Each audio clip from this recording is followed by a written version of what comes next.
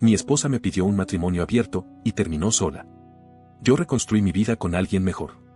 Nunca pensé que llegaría el día en que necesitara escribir esto. Y mucho menos en este tono. Pero hay momentos en los que el corazón está tan cargado, que necesitas abrirlo de alguna forma, aunque sea ante extraños. Es eso o explotar. Así que aquí estoy, tratando de ordenar todo este desastre emocional que me tiene dando vueltas desde hace meses, o tal vez años, si soy sincero. Me llamo Julián, tengo 34 años y llevo casado con Sofía desde hace 7. La conocía desde hacía más tiempo, claro, porque es la hermana de mi mejor amigo. Durante años fuimos parte del mismo grupo, compartimos fiestas, conversaciones, secretos de juventud. Nunca se me pasó por la cabeza que acabaríamos juntos.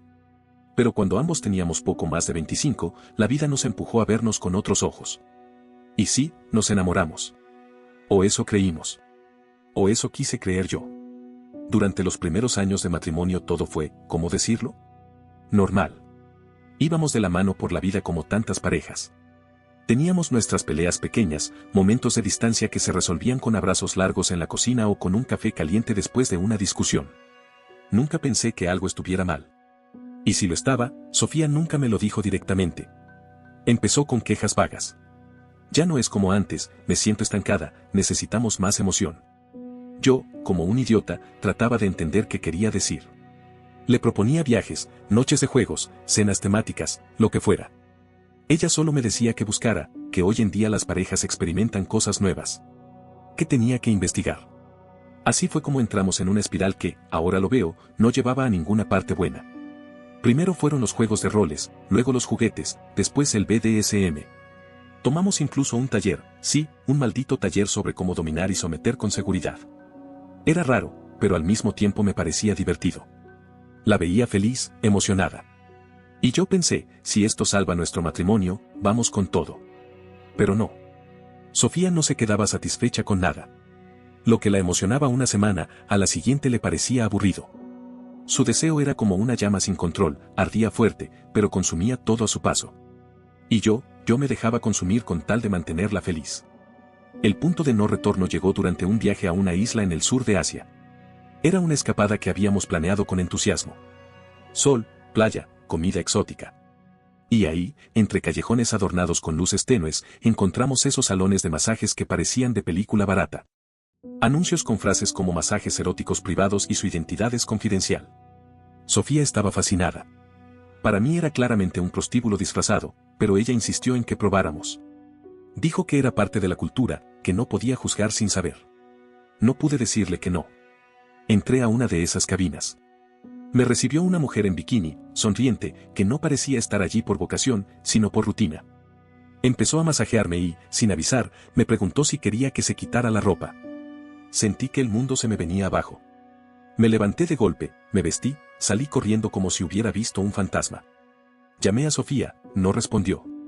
Me dijeron que ella seguía adentro, disfrutando de la experiencia. 2 horas después, salió con una sonrisa de oreja a oreja y un joven masajista siguiéndola como un cachorro. Le pregunté si sabía lo que pasaba allí dentro. Me respondió con total naturalidad. Claro que sí. Fue divertidísimo. Tiene manos mágicas, de verdad. No sabía si gritar, llorar o reírme. Ella actuaba como si se hubiera hecho un facial y no lo que realmente había hecho. Ese fue el principio del fin. Lo que siguió después ya no me parece tan claro. Volvimos a casa y los límites desaparecieron. Me convenció de probar masajes eróticos en pareja. Trajimos a un profesional. Lo hicimos. Repetimos. Nuestra relación revivió, sí, pero no de la forma en que uno espera. Parecía un fuego artificial, brillante, fugaz, completamente vacío cuando termina. Y, como era de esperarse, Sofía volvió a aburrirse. Una tarde, sin más, me dijo que las parejas más felices eran aquellas que abrían su matrimonio. Me enseñó artículos, entrevistas, testimonios. Quería probarlo con una pareja casada. Me prometió que si no me sentía cómodo, lo dejaríamos. Acepté. Porque me había convertido en un tipo que decía sí a todo, por miedo a perderla. Nos metimos en ese mundo. Intercambios. Citas con extraños. Regresos con silencios. Abrazos que ya no significaban nada. Al principio me sentía sucio, como si estuviera traicionando algo. Luego dejé de sentir. Hasta que conocí a Marta. Conocer a Marta fue como detenerme frente a un espejo limpio por primera vez en años. Ella no apareció en medio de la noche como un ángel salvador, ni me susurró promesas de una vida mejor. Simplemente apareció. Trabajaba como contratista en un proyecto que yo dirigía. Era parte del equipo temporal. Callada, profesional, con una sonrisa serena que contrastaba con el caos que yo llevaba por dentro. No pasó nada al principio. Ni una insinuación, ni una tensión. Solo dos adultos compartiendo un espacio de trabajo. Pero fue inevitable. Nos empezamos a entender sin necesidad de traducirnos. Ella había salido de una relación complicada y yo ya no sabía ni cómo definir lo mío. Un día, mientras revisábamos unos planos, me preguntó directamente, ¿estás bien, Julián? No sé qué vio en mi rostro, pero su tono no fue casual. Fue de alguien que se detiene a mirar de verdad. Le conté, poco a poco, lo de mi matrimonio. No todo, pero lo suficiente para que se hiciera una idea. Cuando le dije que Sofía y yo teníamos un acuerdo de pareja abierta, su reacción no fue de juicio, pero sí de sorpresa. Nunca he entendido eso del amor con reglas tan elásticas, me dijo. Si tengo que compartir a quien amo, entonces tal vez no lo amo como creía. Fue una frase simple, pero se me quedó clavada. Y así fue como empezó todo. Marta y yo empezamos a vernos fuera del trabajo. Al principio solo cafés, charlas que se alargaban sin darnos cuenta. Luego, paseos. Y sí, eventualmente, intimidad. Pero no fue el sexo lo que me movió el piso. Fue como me sentía con ella. No había tensión, ni necesidad de aparentar.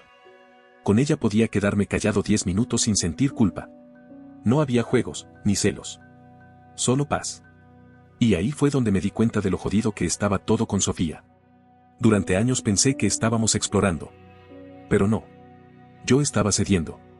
Cediendo partes de mí, de mis límites, de mi dignidad incluso, solo para no perderla.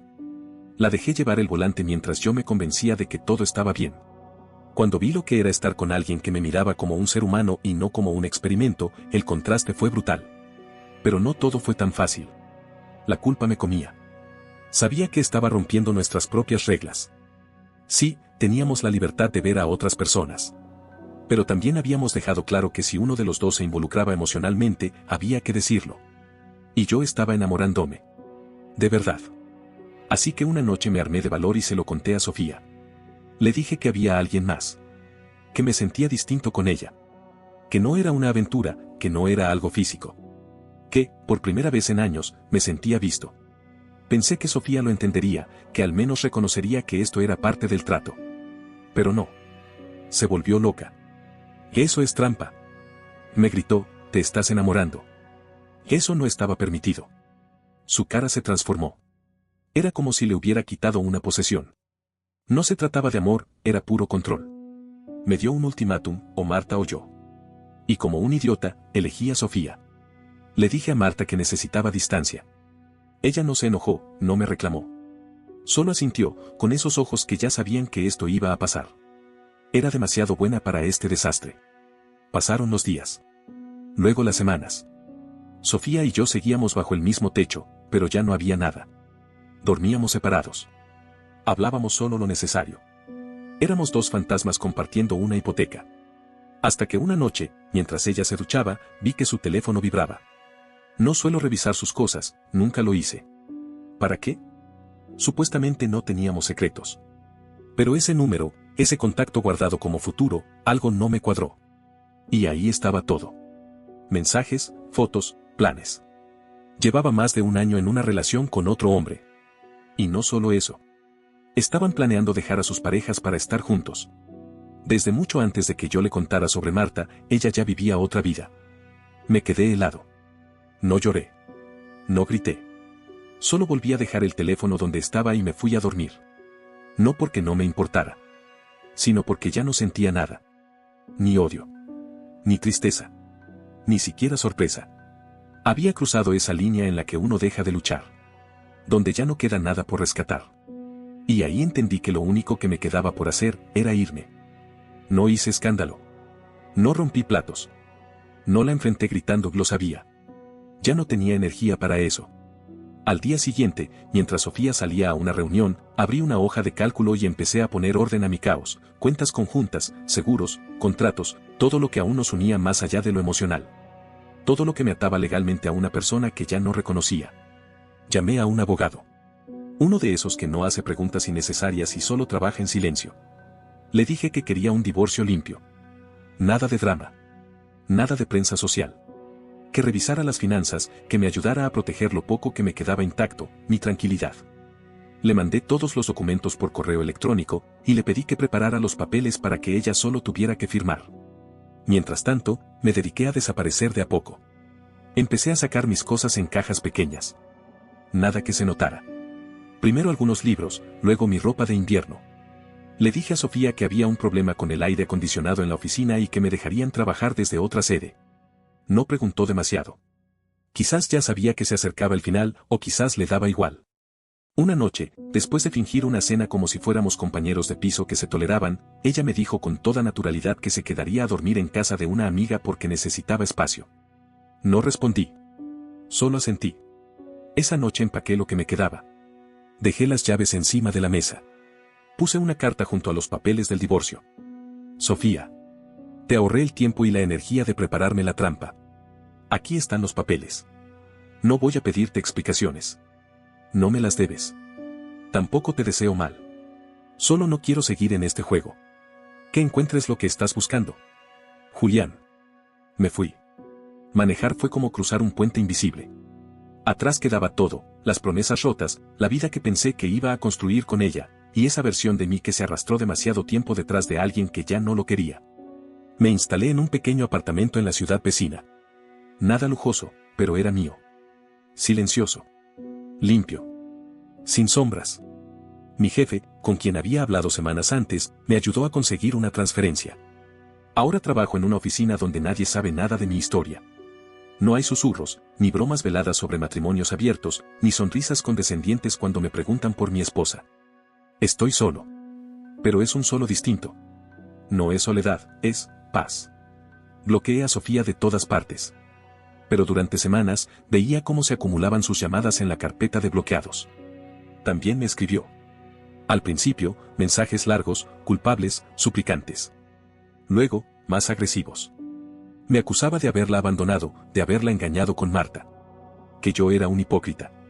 Que ella me había dado la libertad que tantos hombres desean y que yo la había traicionado al enamorarme de otra. No respondí. No lo necesitaba. Pero sí tomé una decisión. Llamé a su hermano, el que fue mi mejor amigo durante años y que me presentó a Sofía. No quería involucrarlo, pero vi que también él empezó a mandarme mensajes confusos. Me acusaba de cosas, me reclamaba por dejarla sola. Así que lo cité. Le pedí que viniera solo. Nos vimos en un café al borde de la carretera, en una mesa apartada. Saqué mi celular, le mostré las capturas de pantalla que había guardado del teléfono de Sofía, los mensajes con futuro, los planes de mudarse juntos, las fotos, los te amo, las fechas. Le dije, esto es lo que tu hermana hacía mientras me pedía que le jurara lealtad. Mientras me obligaba a dejar a Marta. Esto no es libertad. Es traición. Se quedó mudo. Ni siquiera intentó justificarse. ¿Te vas a quedar con ella?, me preguntó.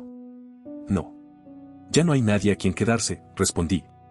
Le pedí que no se metiera más. Que no tratara de tender puentes. Que esto ya no se arreglaba con una conversación de adultos. Que yo no iba a volver. No con Sofía. No con esa vida. Días después, me llamó para disculparse. Me dijo que había hablado con su familia. Que ya sabían la verdad. Que Sofía había confesado que el otro hombre también la había dejado. Que ahora estaba sola, en terapia, deprimida. Que había perdido a todos. No sentí nada. Ni culpa, ni alivio. Nada. Era como si ella fuera solo una página más en un libro que cerré hace tiempo. Habían pasado unas semanas desde que me instalé en mi nuevo apartamento. Cada día era una mezcla de rutina y redescubrimiento. Me estaba acostumbrando al silencio, pero no al vacío. A veces cocinaba demasiado sin querer, como si mi cuerpo aún esperara que Sofía se sentara al otro lado de la mesa. O me despertaba pensando que tenía que moverme con sigilo para no despertarla. Pero ya no estaba. Y cada día sin ella, me sentía un poco más, yo.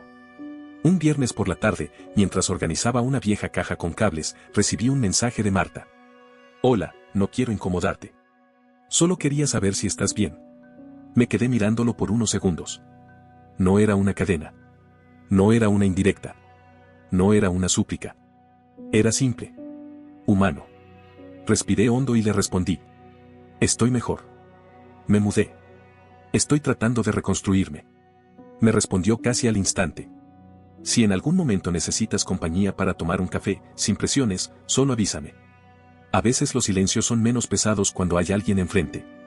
Acepté. Nos encontramos en una pequeña cafetería cerca del parque. Marta llevaba un vestido sencillo, suelto, y el cabello atado como siempre, con ese mechón rebelde escapando por el lado izquierdo que nunca intentaba controlar. La conversación fue suave. No hablamos de Sofía. No hablamos de lo que fuimos. Hablamos de cosas simples, libros, cómo estaba decorando el nuevo apartamento, de cómo ella estaba ayudando a una ONG que trabaja con niños autistas. En un momento, me dijo algo que me desarmó. Tú no merecías tener que probar tu amor de esa manera. El amor no es un examen de mente abierta. Es un lugar seguro. Y tú, estabas viviendo en un campo de batalla. No supe qué decirle. Solo le apreté la mano. Desde entonces, comenzamos a vernos con más frecuencia. Caminábamos. A veces cocinábamos juntos en su apartamento, otras en el mío. Era diferente. No había presión. No había plazos. No había pruebas. Marta me miraba y no intentaba cambiarme. No me pedía que me superara. No me retaba a ser más audaz, más atrevido, más liberal. Solo me aceptaba. Y yo, después de tanto tiempo de sentirme insuficiente, encontré descanso en eso. Una noche, mientras veíamos una película, me quedé dormido con la cabeza en su regazo. Cuando desperté, ella estaba jugando con mi cabello y tenía los ojos cerrados. Sus labios apenas se movieron cuando dijo: no necesito que me demuestres nada. Solo quiero que estés. Y esa fue la diferencia más grande entre ella y Sofía. Con Sofía, siempre me sentí en deuda. Con Marta, sentía que por fin alguien me veía como suficiente. Sin adornos. Sin menús de exploración. Sin agendas ocultas. No era perfecto, pero era auténtico.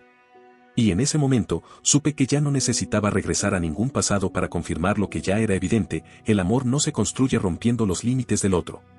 Se construye en el espacio donde ambos pueden respirar sin miedo. Esa noche, mientras caminábamos de regreso al auto, Marta tomó mi mano y dijo: ¿te das cuenta de que, después de tanto caos, ahora estás eligiendo paz? La miré. Sonreí. Sí. Y no pienso volver atrás.